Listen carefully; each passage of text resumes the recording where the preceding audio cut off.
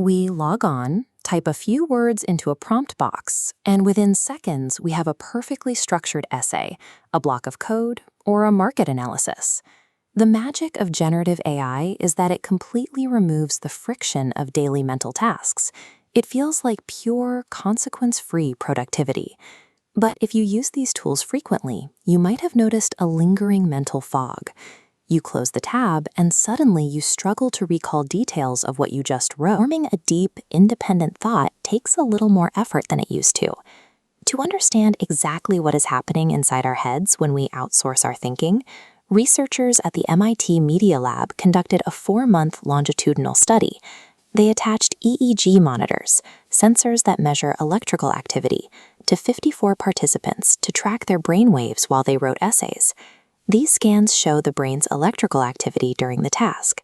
The top row displays the networks of people writing entirely on their own, firing actively. The bottom rows belong to participants who used a large language model. The researchers measured a massive drop in neural connectivity. The brains of the AI users showed up to a 55% reduction in network activity compared to those who wrote independently. The research team coined a specific term for this phenomenon: cognitive debt. Think of it like a perfectly healthy person deciding to sit in a wheelchair for 4 months to get around faster. The legs aren't broken, but the muscles physically atrophy from disuse. When you outsource the heavy lifting of synthesis and reasoning to a machine, your mental muscles experience that same physical decay. The tools saving us hours of work are issuing a high-interest loan against our intellect, slowly changing how our neural pathways process information. To see exactly how this decay happens, we have to look at the baseline. The control group in the MIT study wrote their essays using only their brains. No search engines, no AI. Staring down a blank page without digital assistance creates high cognitive friction. This chart maps the theta band connectivity, the brainwaves associated with working memory and deep focus. The dense red and orange pathways in the bottom row show the brain-only group lighting up their executive control centers.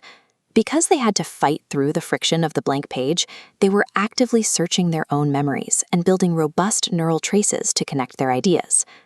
The LLM group took a very different path over their first 3 writing sessions. They bypassed the blank page entirely. The machine absorbed all the cognitive friction, structuring the arguments and retrieving the facts.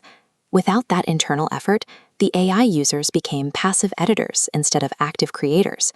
The language in their essays became homogeneous and robotic. Worse, their ability to remember their own work plummeted. By the end of the sessions, the vast majority of the LLM group could not accurately quote a single line from the essays they had just finished writing. Removing the friction of creation removes the effort, but it shuts down the exact neural networks responsible for deep ownership, memory consolidation, and original thought. In the 4th month of the study, the researchers introduced a twist. They forced the participants to swap their assigned tools. First, they took ChatGPT away from the group that have relied on it for months, forcing them to write an essay from their own minds. The results were catastrophic. Stripped of their digital crutch, these participants struggled to form cohesive arguments. Their brainwaves remained sluggish, failing to return to a normal active state. Their writing showed extreme bias and a heavy reliance on repetitive phrases. The cognitive debt had finally come due. Then, the researchers looked at the other half of the swap. They gave the brain-only group access to ChatGPT for the very first time. If using AI inherently turns off the brain, their neural activity should have instantly collapsed, but it didn't. Instead, the brain connectivity of the brain to LLM group exploded across all frequency bands, hitting levels of activity that far surpassed anything recorded in their previous sessions. This massive spike happened because the brain-only group wasn't blindly accepting the AI's output. They already had their own established ideas. They were actively interrogating the machine's suggestions, weighing the data against their internal plans, and engaging in highly complex decision-making. Artificial intelligence doesn't destroy human cognition on its own. Its impact entirely depends on whether you built an independent mental architecture first. This leads us to a crucial rule for navigating the future of work: the order of operations. How you sequence your interaction with AI determines whether you suffer cognitive atrophy or achieve cognitive amplification. An AI-first approach acts as a mental wheelchair.